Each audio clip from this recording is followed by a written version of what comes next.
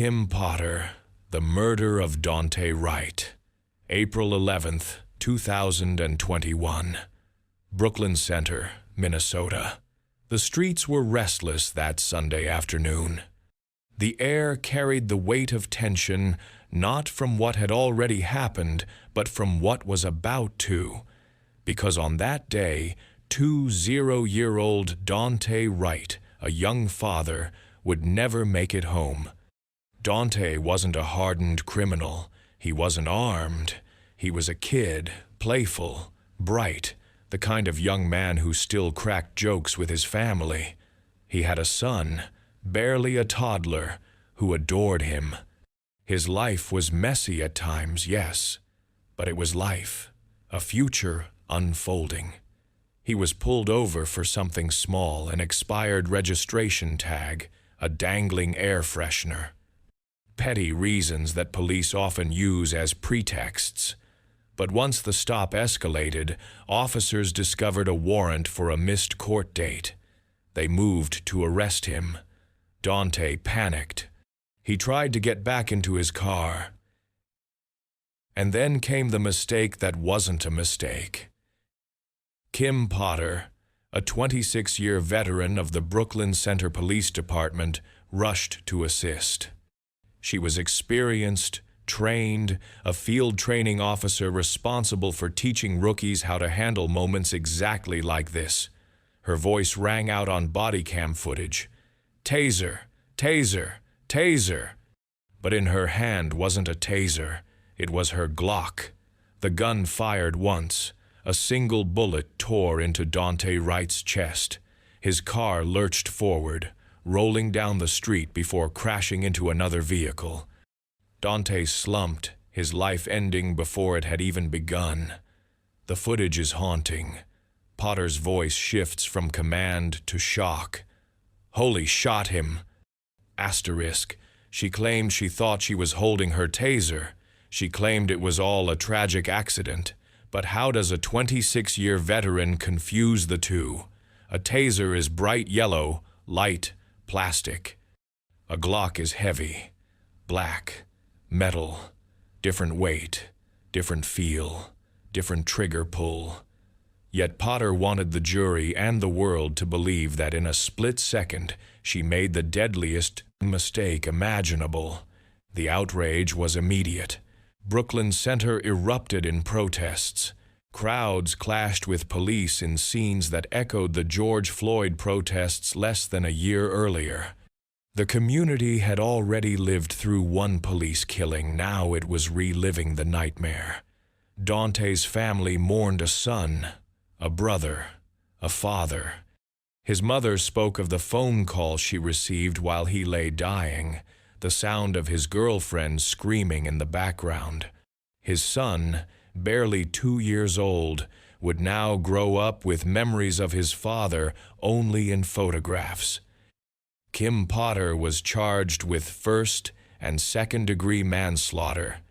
At trial, her defense leaned heavily on the weapon confusion argument. She broke down in tears on the stand, insisting she never meant to kill Daunte, that she only wanted to protect her fellow officers. But prosecutors asked the question the world was asking: how can someone with decades of training, someone trusted to teach others, make a mistake this catastrophic? Mistake or not, Daunte was still dead. The jury convicted her. She was sentenced to 2 years in prison, 2 years for a life stolen. To the Wright family, it was accountability but not justice. 2 years couldn't erase the hole left behind. 2 years couldn't explain why traffic stops for air fresheners and expired tags keep ending in death. And the haunting question lingers. Was this really confusion? Or was it instinct, the reflex of a system that trains officers to reach for the gun first and justify it later? Kim Potter's bullet didn't just kill Daunte Wright. It sent a chilling message that in America, even a routine stop can become a death sentence, even in the hands of those sworn to protect. Johannes Messerle, The murder of Oscar Grant, New Year's Eve, 2008, Oakland, California. The city pulsed with energy, alive with fireworks, music, and celebration.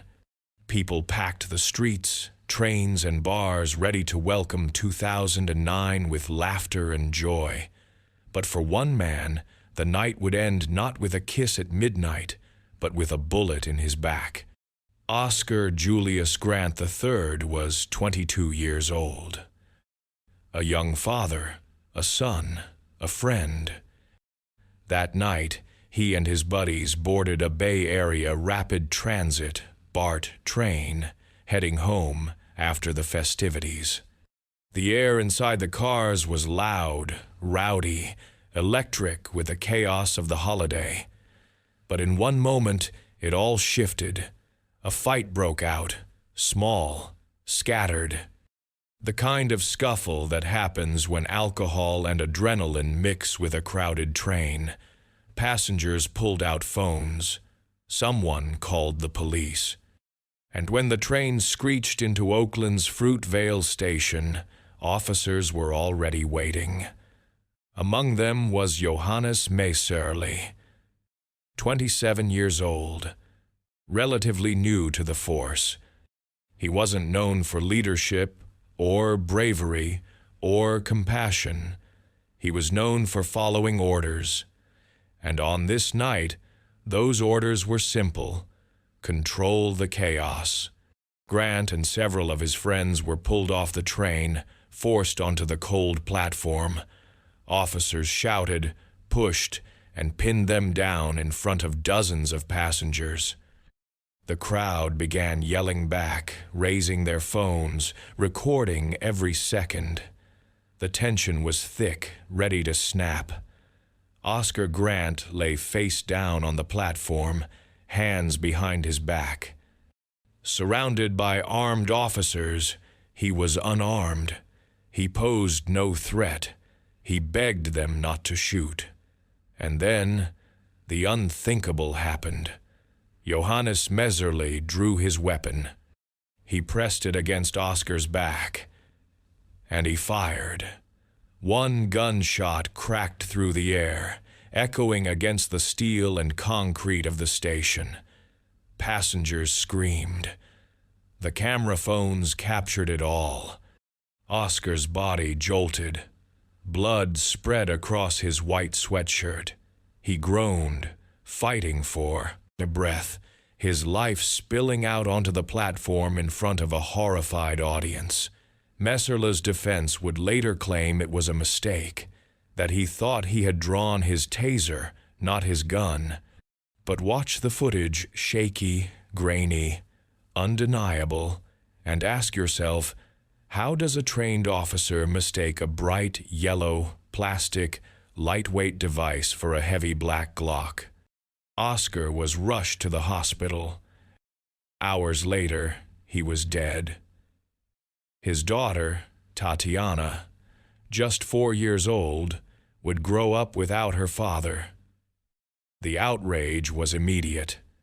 The footage spread across the Bay Area like wildfire. For many, it was confirmation of what they had always known, that young black men could be killed by police without reason, without mercy. The streets of Oakland ignited. Protesters clashed with riot police. Smoke filled the air. Windows shattered. This wasn't just anger, it was grief, rage, and a demand for justice. For the first time in California's history, a police officer faced a murder charge for killing a civilian in the line of duty. Johannes Messerli was arrested and put on trial. But the trial was a storm of manipulation. The defense painted him as inexperienced, scared, overwhelmed. They hammered home the taser mistake narrative. They argued that it wasn't murder, it was a tragic accident. And in July 2010, the jury delivered its verdict. Messerli was convicted not of murder, but of involuntary manslaughter, a lesser charge, a softer blow. The sentence? 2 years in prison. He served only 11 months before walking free. Oscar Grant was dead. Johannes Messerli was free. The reaction was volcanic. How could an execution caught on camera, a man shot while lying face down, surrounded by police, be reduced to an accident? How could a jury watch the footage the entire world had seen and still give Messerli the benefit of the doubt? The answer lies in the system itself. The taser excuse became a shield, a loophole, a way out. It was a narrative, powerful enough to sway 12 jurors and lenient enough to let a killer walk free before serving even a single full year. But the story didn't die. Oscar Grant's name became a rallying cry in Oakland and beyond. His mother, Wanda Johnson, and his daughter became symbols of resilience. His story inspired the 2013 film Fruitvale Station, ensuring that millions more would see what happened that night on the platform. And the haunting question remains: if dozens of phones hadn't been rolling, if the footage hadn't spread, would the world have ever known? Or would Oscar Grant's death have been reduced to a paragraph in a police report, buried under the same lies that have silenced countless others? Johannes Messerli didn't just pull a trigger that night. He pulled back the curtain on the terrifying truth that in America, an officer's word can outweigh a man's life. And that truth still chills the platform at Fruitvale Station to this day. Michael T. Slager, the murder of Walter Scott. April 4th, 2015, North Charleston, South Carolina. The sun was high, the air thick with humidity. A simple traffic stop was unfolding on a quiet stretch of road. A broken tail light, a minor infraction, the kind that happens every day in every city across America. But within minutes, that stop would turn into one of the most infamous police killings ever caught on camera. Walter Scott was 50 years old, a father, a veteran, a man who, like so many others, had lived through hardship and struggle. That day, he was pulled over by Officer Michael Thomas Slager. At first, it seemed routine. License, registration, a few questions. But then Walter ran. Why? Maybe it was fear. Maybe it was past warrants. Maybe it was the crushing weight of knowing how quickly routine encounters can turn deadly for black men in America. Whatever the reason, he sprinted across a grassy lot, trying to escape. Slager chased him. In those seconds, everything could have gone differently. Slager could have let him go. He could have called for backup. He could have chosen restraint. But instead, he chose violence. As Walter Scott ran, unarmed, with his back turned, Slager raised his pistol, and then he fired. 1 shot, 2 shots, 3, 8 bullets in total, tearing into Walter's back as he fled. His body crumpled to the ground, lifeless in the grass. But the story didn't end there, because what Slager did next was as chilling as the shooting itself. He walked calmly to Walter's body. He pulled an object, his taser, and dropped it next to Scott, planting evidence, constructing a lie before the blood had even dried. In his initial report, Slager claimed Walter had grabbed his taser, that he feared for his life, that he had no choice but to shoot. On paper, it was neat, clean, justifiable.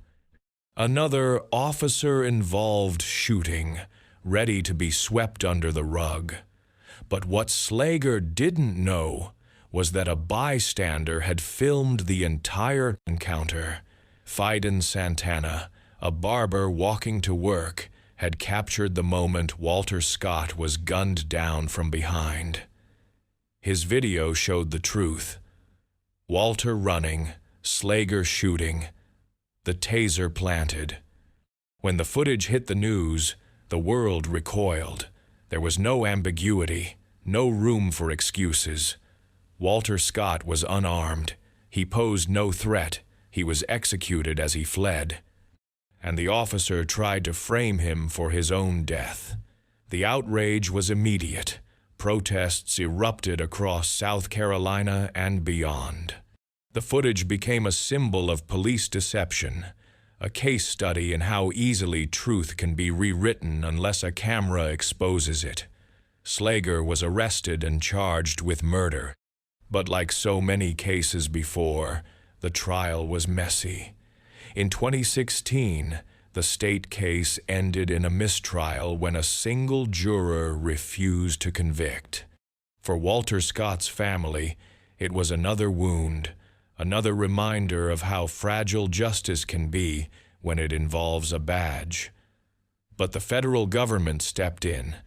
In 2017, Slager pleaded guilty to violating Walter Scott's civil rights, admitting that his actions were unlawful. The judge handed down a 20-year sentence.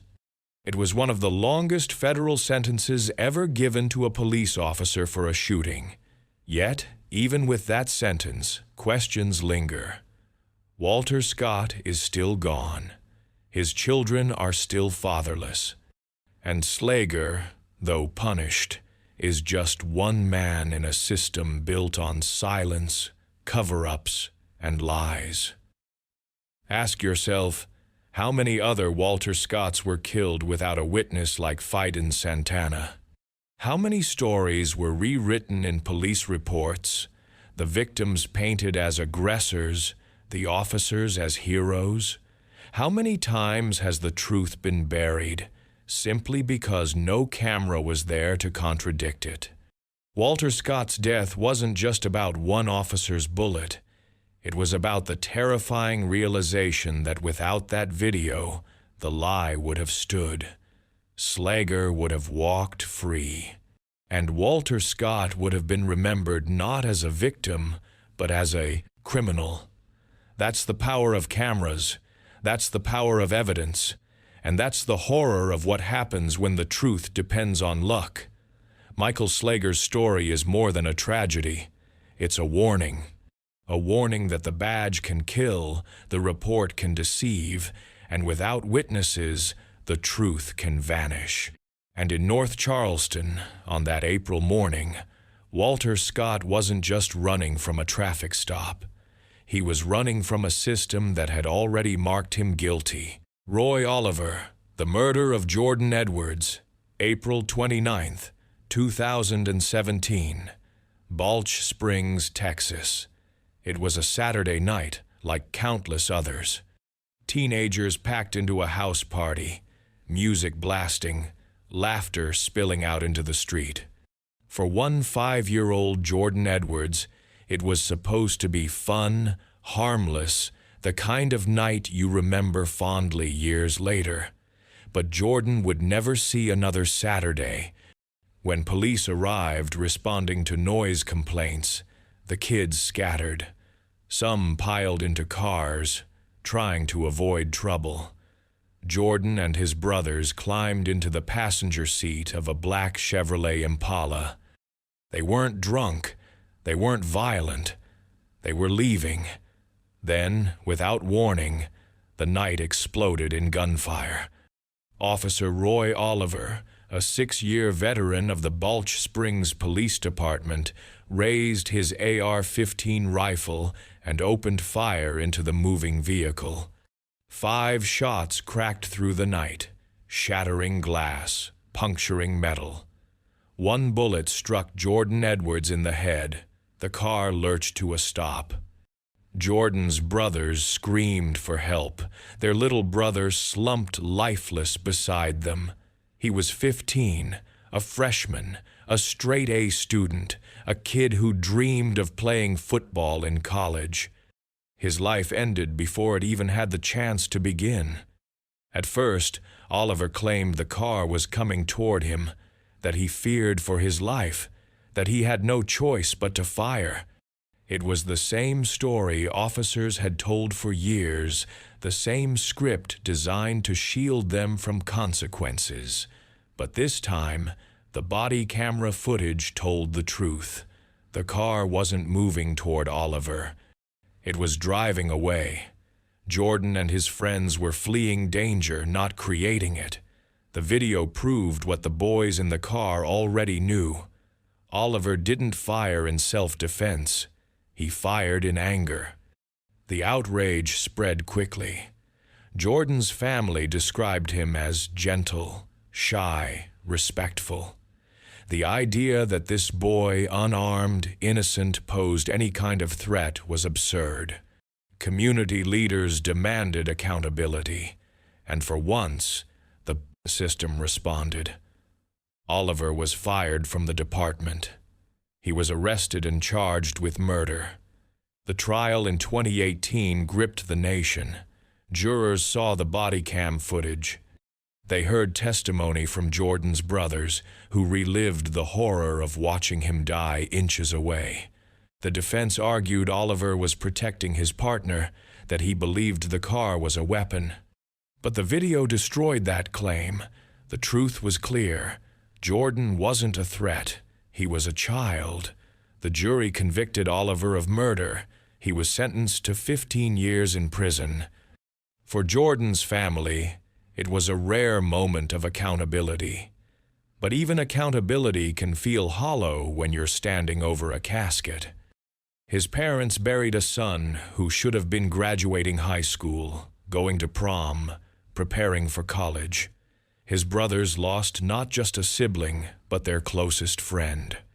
15 years behind bars may punish Roy Oliver, but it doesn't answer the deeper question. How does a man sworn to protect see a car full of children as a target? How does a system create officers so quick to turn fear into bullets, even when the threat is a 5-year-old boy driving away? Jordan Edwards was killed not because of who he was, but because of who Roy Oliver was. A man who carried a badge, a rifle, and a deadly assumption. Peter Liang, The Killing of Akai Gurley, Brooklyn, New York, November 20th, 2014. The night was heavy, the air sharp with winter's bite. Inside the Louis H. Pink houses, one of Brooklyn's sprawling public housing complexes, the stairwells stood dim and unforgiving. The lights were broken again. Concrete walls echoed every sound. For residents, it was just another night in a place that city officials had long ignored. But that night, the shadows would claim a life. Akai Gurley, 28 years old, walked down the dark stairwell with his girlfriend. He wasn't a criminal. He wasn't armed. He wasn't doing anything wrong. He was simply taking the stairs after the elevator broke, the way countless residents had done before him. He was young, full of life, a father to a little girl waiting for him at home. And in another part of the same building, rookie NYPD officer Peter Liang patrolled with his partner. Liang had been on the job for less than 2 years. That night, he carried not just a badge, but the weight of inexperience, fear, and a gun he should have known how to control. They were conducting what the NYPD called a vertical patrol, climbing through housing projects, stairwell by stairwell, hunting for trouble that wasn't there. Officers often hated these assignments. Residents resented them, and in the pink houses, with their broken lights and echoing chambers, every shadow felt like a threat. Liang entered the pitch-black stairwell on the 8th floor, gun already drawn. His finger rested where it should not have been, on the trigger. He pushed open the door, startled by the darkness, and in a moment of panic he fired. The bullet ricocheted off the concrete wall, slicing downward into the shadows below. And there, walking innocently with his girlfriend, was Akai Gurley. The bullet ripped into his chest. Akai staggered, gasping, clutching his wound. He collapsed on the landing. His girlfriend screamed, frantically trying to stop the bleeding with her hands. But it was too late. Within minutes, Akai Gurley was dead. He had done nothing wrong. He hadn't even seen Liang. His only mistake was being in the wrong stairwell at the wrong time. What followed wasn't just tragedy, it was betrayal. Peter Liang didn't rush to help. He didn't run to apply pressure to the wound. He didn't call for aid.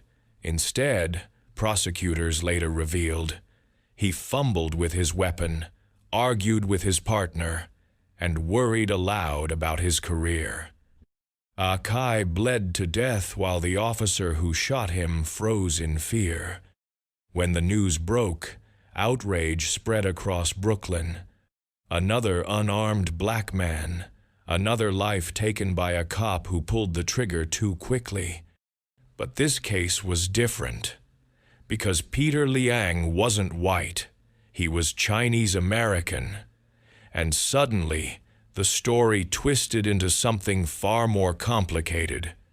The black community grieved Akai Gurley, yet again demanding justice for a son lost to police violence.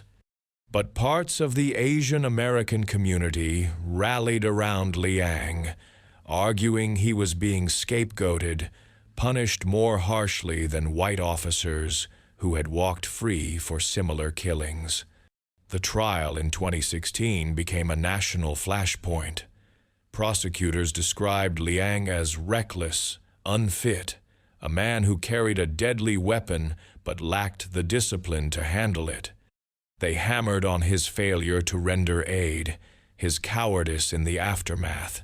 The jury agreed, guilty of second-degree manslaughter and official misconduct. For a brief moment, it seemed like accountability. But then came the reversal. At sentencing, the conviction was reduced to criminally negligent homicide. Liang was spared prison. Instead, he received 5 years of probation and 800 hours of community service. Akai Gurley was dead. Peter Liang walked free. The decision split New York in two. To many in the black community, it was yet another slap in the face, another cop who killed an unarmed black man, escaping with barely a scratch. To many in the Asian American community, it felt like proof of systemic bias that a Chinese officer was punished while white officers had walked. But lost in the crossfire was the simple, brutal truth. Akai Gurley was gone. His daughter would grow up without a father, his family without a son, his community without a friend. And the officer who pulled the trigger didn't even go to prison. The case raised questions that still haunt the city. Why are officers sent into housing projects with guns drawn, as if poverty itself were a crime? Why was a rookie, with so little experience, sent to patrol an environment so volatile? And why does justice seem to hinge not just on the crime, but on the color of the officer who commits it? Peter Liang's bullet ricocheted in a stairwell that night, but its echoes reached far beyond. It revealed a system where tragedy and politics collide, where accountability is selective, where grief is weaponized, and where the people caught in the middle like Akai Gurley are forgotten. And perhaps the cruelest detail of all, Akai never even saw his killer. He never had the chance to run, to fight, to plead. He was simply walking down a stairwell, and then he was gone. Mohammed Noor, The Murder of Justine. Damon, Minneapolis, July 15, 2017. The summer night was quiet, the kind of quiet that feels heavy, almost eerie. Justine Ruszczyk-Damond, a 40-year-old yoga teacher and life coach, stood barefoot in the alley behind her home. She had called 911 minutes earlier to report what she thought might be a woman being assaulted nearby. She wasn't panicked. She wasn't frantic. She just wanted to help. When she saw the flashing lights of a police cruiser rolling down the alley, she stepped toward it. She was unarmed, wearing only pajamas. She walked up to the driver's side window, prepared to explain what she had heard. Inside the car sat two officers, Matthew Harity behind the wheel, and his partner, Mohammed Noor, in the passenger seat. Noor, a Somali-American officer with just under 2 years on the force, carried his badge with the weight of both pride and pressure. He had been celebrated as part of the city's efforts to diversify the department. But in that moment, none of that mattered. As Justine approached, Noor drew his gun. Without warning, without a word, he fired through the driver's side window, across his partner's chest, and into Justine's abdomen. The shot was fatal. She collapsed onto the pavement, her blood soaking the alley where moments earlier she had simply stood as a concerned neighbor. The shock rippled instantly. How could a woman who called for help, who did exactly what the system tells citizens to do, end up dead at the hands of the very officers she summoned? Noor's account came later. He claimed he feared an ambush, that the sound and sudden appearance startled him, that he believed his partner's life was in danger. But the details never added up. Justine had no weapon, no history of violence, no aggressive movement. Only a woman in pajamas, approaching slowly, asking for help. The outrage in Minneapolis was immediate, but also complicated. This wasn't the familiar pattern of a white officer killing a black victim. This was a black Muslim officer killing a white woman in a wealthy neighborhood. Suddenly, the police union's usual defenses, the system's usual shields, seemed weaker. For once, the machinery of protection turned against the officer. Mohammed Noor was charged with third-degree murder and second-degree manslaughter. The trial in 2019 became a spectacle. Prosecutors argued that Noor acted recklessly, that his fear was baseless, that his split-second decision cost an innocent woman her life. The defense painted a picture of a high-pressure situation, of an officer who reacted instinctively to perceived danger, but the jury saw through it. They convicted him.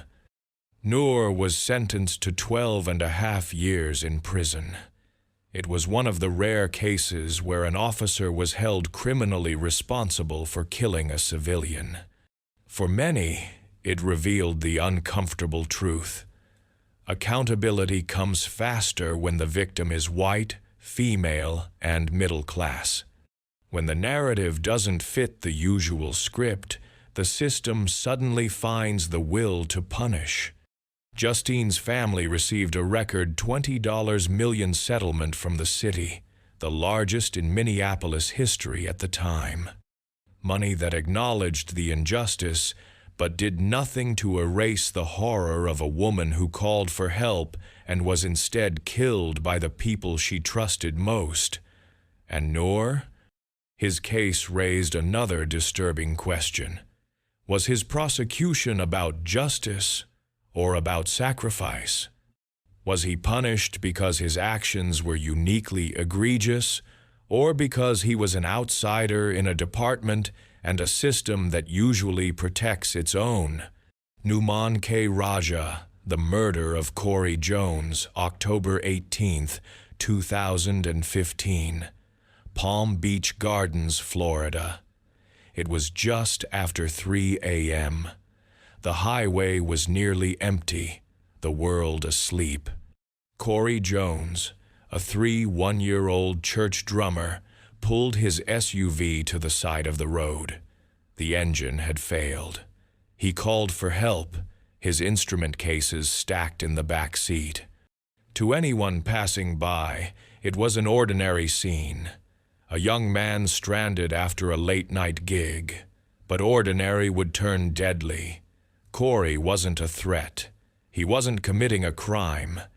He was simply waiting for a tow truck, on the phone with roadside assistance, unarmed except for a legally purchased handgun he carried for protection in the dark hours after shows. He had a permit. He had a right. And then came the unmarked van. No flashing lights, no sirens, no uniform. Just a plain white cargo van that pulled up beside him. Inside was Numan K. Raja, a plainclothes officer on duty for a burglary task force. He didn't identify himself as police. He didn't flash a badge. He didn't even give Corey a chance to understand what was happening. Instead, he rushed toward him, aggressive, shouting, ordering. Corey, confused and scared, thought he was being robbed. His instincts told him to run. He scrambled to get away. Raja opened fire. 6 shots rang out in the night. Bullets tore through Corey's body. He collapsed on the grass, 100 feet from his disabled SUV, alone, dying, his drumsticks still in the car. His phone still on the line with roadside assistance, the call recording every sound. That call would prove everything. On the audio, Raja never identified himself as a police officer. He never warned Corey. What he did instead was bark orders in a tone that sounded like an ambush, then gunfire, then silence. Corey Jones was dead, and Raja's report told a very different story. He claimed Corey pulled a gun on him. He claimed he had no choice but to shoot. The same narrative officers have used for decades to justify killing unarmed black men. But the audio told the truth. Corey never fired his weapon. He never even pointed it. He was running, trying to escape what he believed was a robbery.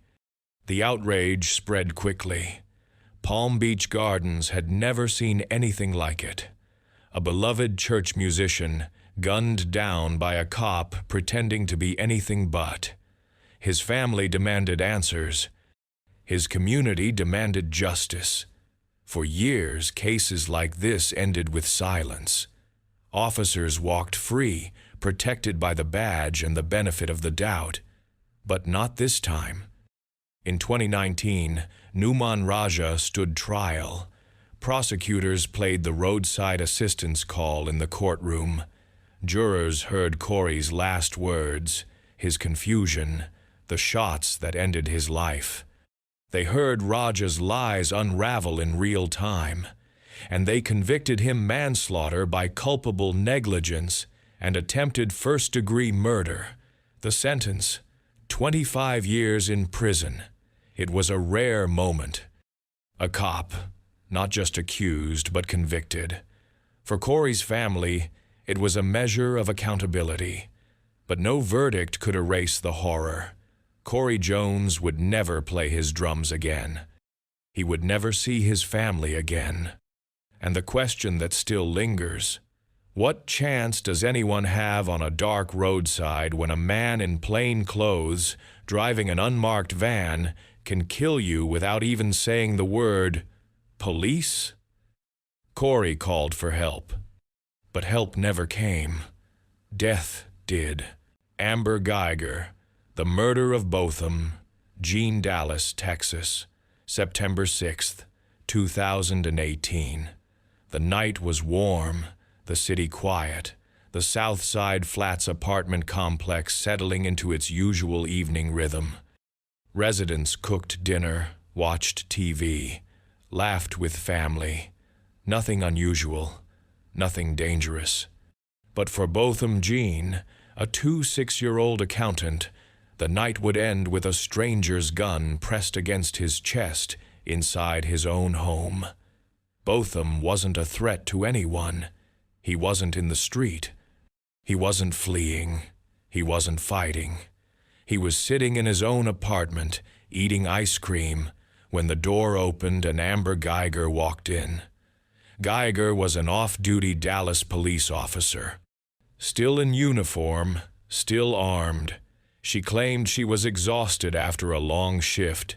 She claimed she believed she was walking into her own apartment, but she wasn't. She had entered Botham's, and within moments, she pulled her gun and fired. The bullet tore through Botham's chest. He staggered, fell, and bled out on the floor of the place he called home. The horror is almost too surreal to process. A man murdered in his living room because a police officer thought she was in the wrong apartment. But the story, as with so many before it, wasn't just about one bad decision. It was about what followed. Geiger told investigators she feared for her life, believing Botham was an intruder. She said she gave him commands, though neighbors testified they never heard any warnings. She claimed she fired because she thought she had no choice. But pause here.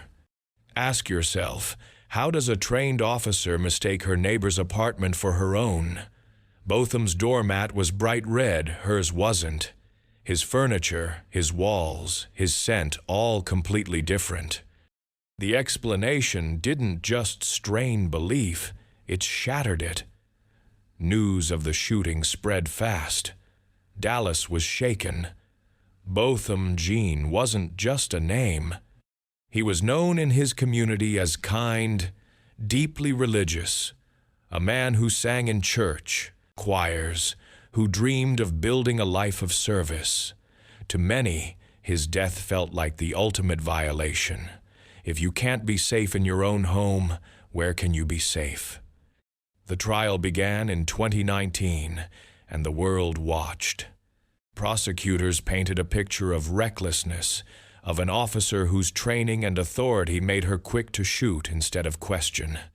They argued that Geiger had choices: to retreat, to call for backup, to reassess.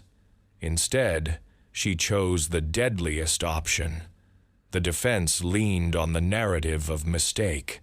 They asked jurors to see her as human, tired, confused, vulnerable. But the facts weighed heavy. Botham wasn't an intruder. He wasn't armed. He wasn't even standing when she killed him. And then came the verdict. Amber Geiger was convicted of murder, not manslaughter, not negligence, murder. She was sentenced to 10 years in prison. For the Jean family, it was a bittersweet victory.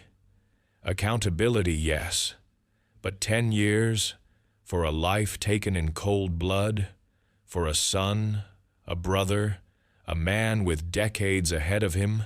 To many, the punishment felt hollow. Civil litigation later awarded the family millions in damages. But no amount of money can replace the man who used to sing hymns in church, the man who wanted to mentor kids, the man whose life ended because a police officer couldn't tell the difference between one door and another. And the haunting question lingers. Was this truly a mistake? Or was it instinct, the reflex of an officer conditioned to see danger everywhere, even in the face of innocence? Amber Geiger claimed she feared for her life. But it was Botham Jean who paid the ultimate price. Jason Van Dyke, the murder of Laquan McDonald, Chicago, October 20th, 2014. The streets of the South Side were quiet that night. Streetlights flickered against damp asphalt, casting long shadows that seemed to follow every step. 17-year-old Laquan McDonald walked alone down Pulaski Road, a pocket knife in his hand, its blade barely visible in the glow of headlights. He wasn't charging anyone. He wasn't threatening anyone. He was simply walking slowly, aimlessly away. But the city of Chicago was about to explode. Officers had been called after reports of a teenager breaking into trucks with a knife. Squad cars rolled in one after another, surrounding Laquan from a distance. Their headlights cut through the darkness like predators circling prey. Yet no officer had pulled the trigger. They were waiting, watching, holding their distance. Tense? Yes. Dangerous? Possibly, but contained. And then Jason Van Dyke arrived. For 13 years, Van Dyke had worn the Chicago police badge. But behind his record was a pattern no one in power wanted to confront. More than 20 citizen complaints, excessive force, verbal abuse, intimidation, racial bias. Time and time again, the warnings were there.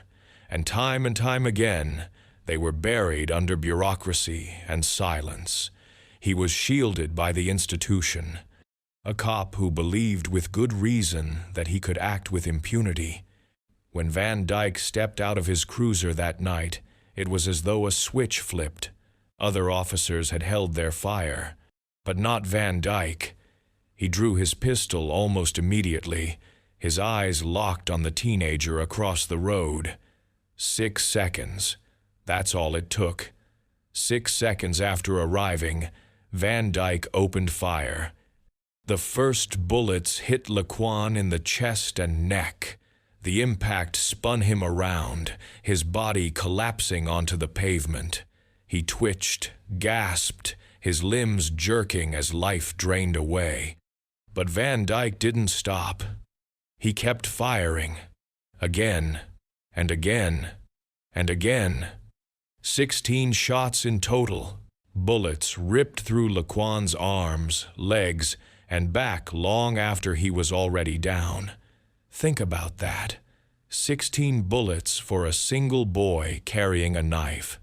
16 bullets against someone who wasn't attacking, wasn't lunging, wasn't even standing. It wasn't policing. It was slaughter. The silence afterward was deafening. Smoke drifted from the barrel of Van Dyke's gun. Laquan's body lay crumpled on the street, his blood pooling beneath him. Other officers moved in, but none stopped Van Dyke. None dragged him back.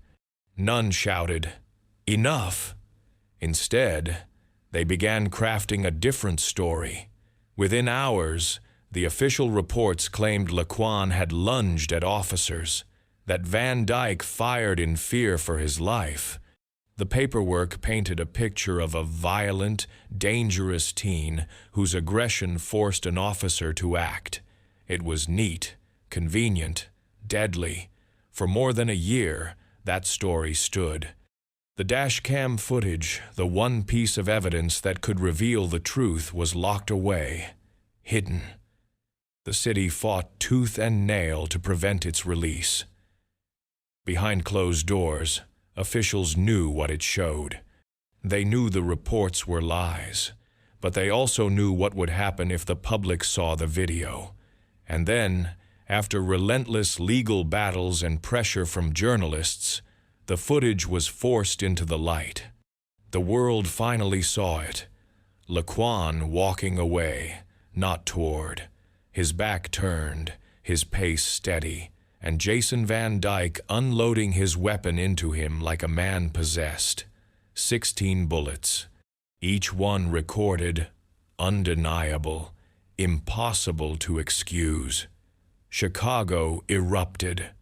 The footage sparked protests that stretched for weeks, paralyzing the city.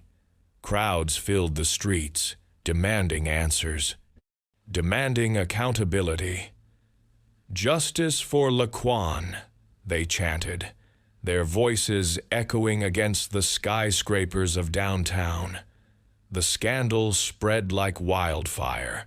Questions turned into accusations. Why did the city wait 400 days to release the video? Who knew the truth? How high did the cover-up go? The mayor's office, the police department, even the city's legal teams, all implicated in the conspiracy of silence. The killing wasn't just Jason Van Dyke's crime, it was institutional. And for the first time in half a century, a Chicago police officer faced murder charges for an on-duty shooting. The trial in 2018 was a spectacle of horror. Jurors watched the dashcam footage again and again, frame by frame. They heard experts testify that no other officer saw Laquan as a deadly threat, that no one else drew their weapon, that Van Dyke's decision to fire and to keep firing was his alone.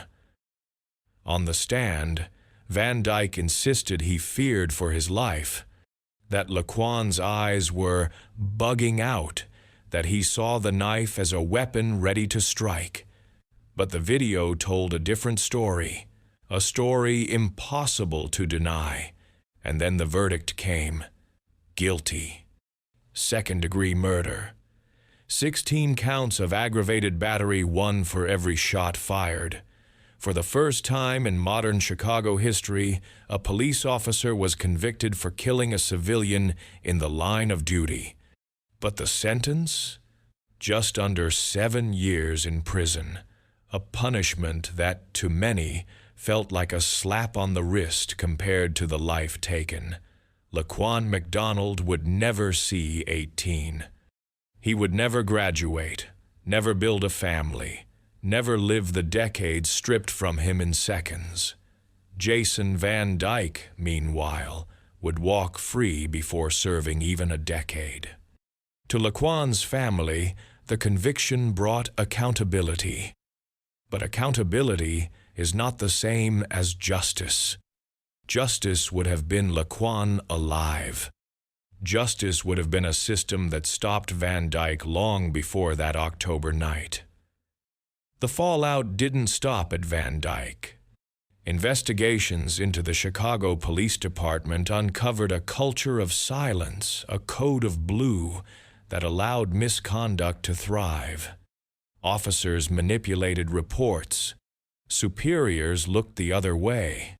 The department, for years, functioned more as a shield for its officers than as protection for the public. And that's the deeper horror. Jason Van Dyke wasn't an outlier. He was a symptom. The kind of officer produced when a system rewards aggression and punishes honesty. The kind of officer emboldened by years of looking the other way. Robert Charles Bates, The Murder of Eric Harris, April 2nd, 2015, Tulsa, Oklahoma. It was supposed to be a routine sting operation. Undercover officers set up a gun sale, a plan to catch suspects moving illegal weapons. Hidden cameras rolled. Informants played their part, and Eric Courtney Harris, a 4-year-old father, showed up at the wrong place at the wrong time. The chase began fast. Harris fled on foot, sprinting down a suburban street, officers shouting behind him. He was unarmed, cornered, tackled to the ground. His body pressed against the pavement, knees and elbows digging into his back. The scene was controlled. He wasn't going anywhere. And then the shot rang out. The bullet ripped through Eric's back. His body convulsed. His voice cried out in shock. "He shot me! Oh my God, he shot me!" The shooter wasn't a rookie. He wasn't even a cop. It was Robert Charles Bates, a 73-year-old insurance executive turned volunteer reserve deputy, a man who had donated thousands to the sheriff's office, bought them cars, equipment, even vacations, a man whose badge was less about training and more about privilege. Bates claimed he thought he was holding his taser. He claimed he meant to use non-lethal force.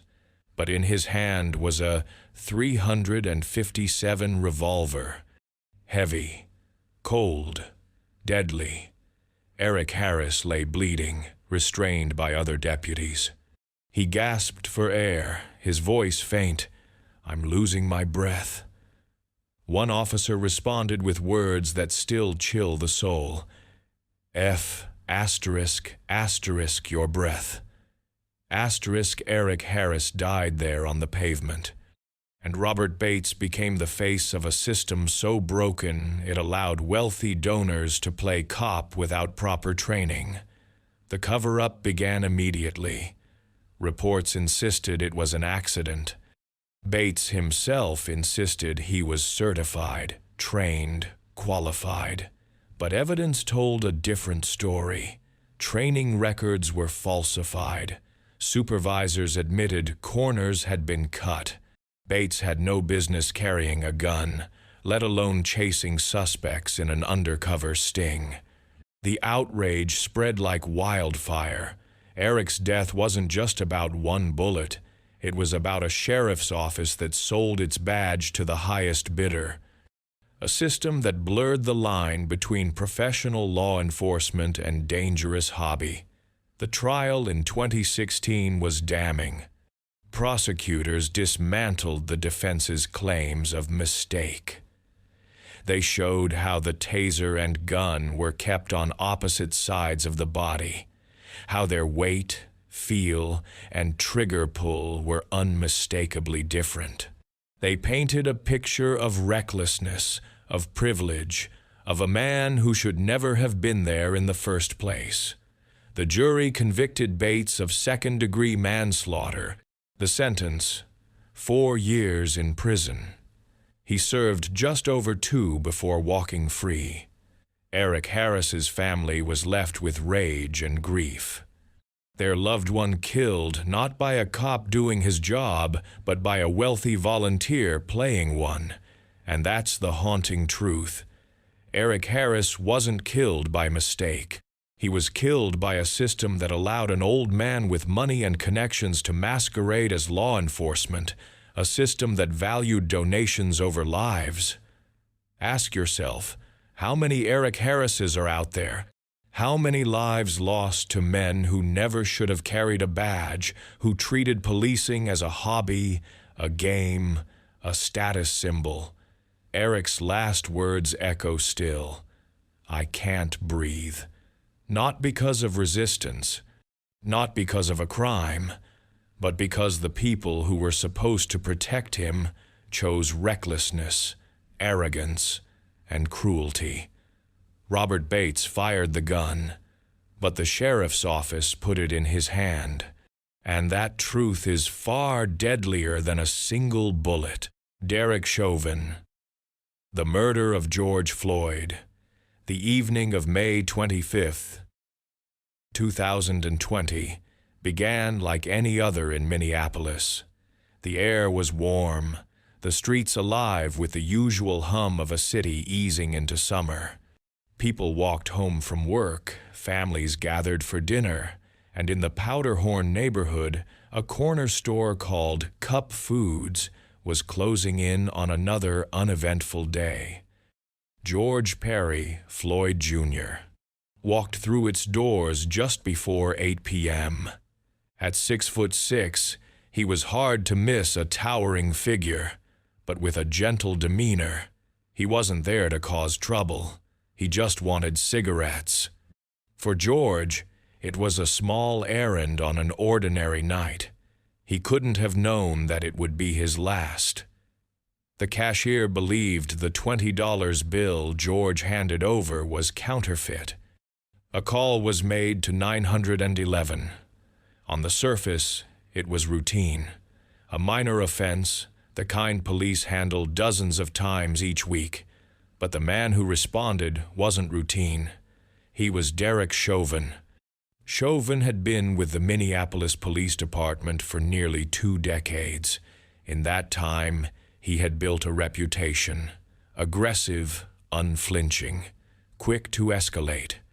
His personnel file contained nearly 20 misconduct complaints, excessive force, racial bias, abuse of power, but discipline? Almost non-existent. Chauvin was the kind of officer the system was built to protect. A badge became a shield, not just from danger but from consequences.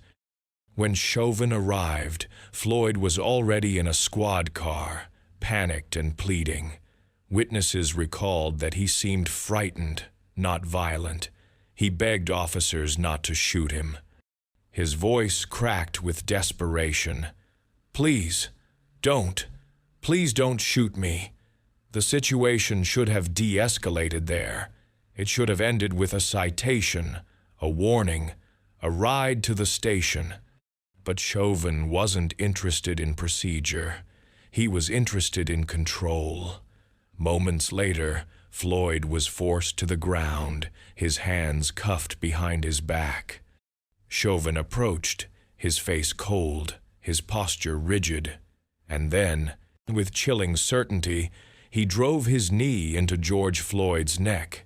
At first, it looked like restraint. Standard police training often used the knee to back tactic, but this wasn't a back. It was a neck, a fragile passage of air and blood pinned to unforgiving asphalt. The seconds ticked by. George Floyd pleaded, "I can't breathe," over and over, 8 times, 10 times, 12 times. His words grew weaker, his breaths more shallow.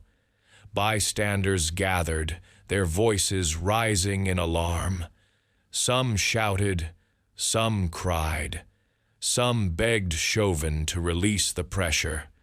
"He's not resisting," one yelled. "Check his pulse," another screamed. But Chauvin didn't budge.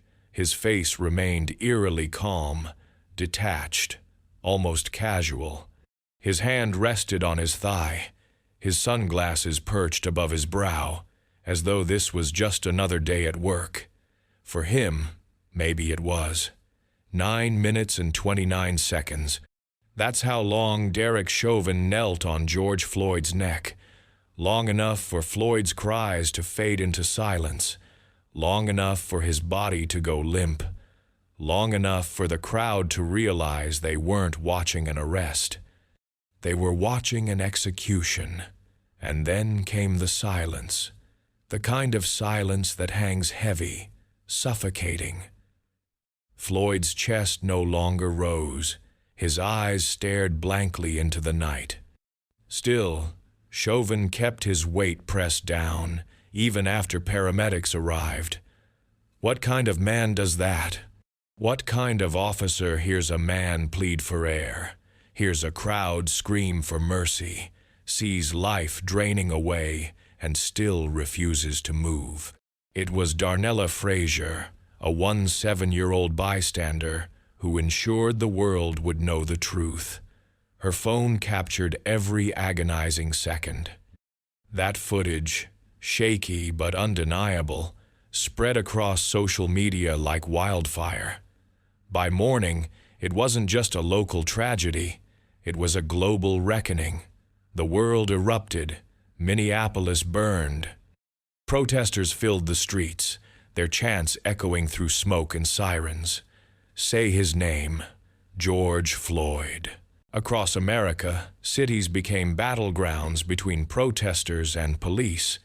Across oceans, millions marched in solidarity. From Paris to Sydney, from London to Cape Town, George Floyd's final words became a rallying cry, "I can't breathe." But while the world demanded justice, Minneapolis hesitated. Days passed before Chauvin was arrested. At first, the charge was third-degree murder, as if this was an accident, as if the 9 minutes were a mistake. Pressure mounted, protests grew louder, and finally the charges escalated. Second-degree murder. The trial in 2021 was unlike any in living memory. Broadcast live, it became a stage where America's conscience was put on trial alongside Chauvin. Jurors watched the video over and over. Experts testified that Floyd didn't die of drugs or heart disease. He died because Chauvin deprived him of oxygen. And then the unthinkable happened. Fellow officers broke the blue wall of silence. Chauvin's own police chief testified against him, saying his actions violated training and ethics. It was a rare moment, the system turning on one of its own. The jury deliberated. The world held its breath. And when the verdict came, it struck like thunder. Guilty on all counts. Murder, manslaughter, accountability at last. Chauvin was sentenced to 22.5 years in prison. Later, he pleaded guilty to federal civil rights violations, adding more years to his sentence. But accountability is not justice, because George Floyd will never walk again. He will never hug his daughter, never laugh with his friends, never live out the years stolen from him. And the haunting question remains: would this outcome have been possible without the camera, without a teenager brave enough to hold her phone steady while the world looked away? Because before George Floyd, there were countless others: Eric Garner, Tamir Rice, Philando Castile. Their names echoed, but justice rarely followed. Derek Chauvin wasn't unique. He was simply caught. What does that say about the system? What does it say about the countless officers who've walked away, their crimes unrecorded, their victims forgotten? Derek Chauvin's story isn't just about one man's cruelty. It's about a culture that allowed him to believe he could press his knee into a man's neck for 9 minutes and never face consequences. A culture where the badge is a shield, the pen rewrites the truth, and silence buries the dead. George Floyd's death was captured in 9 minutes of horror. But the real crime stretched across decades. Every complaint ignored, every victim silenced, every moment Derek Chauvin was told he was untouchable. And that is why his case will never stop haunting us. Because deep down, we all know, without that video, Derek Chauvin would still be wearing a badge, and George Floyd's name would be nothing more than another line in a police report.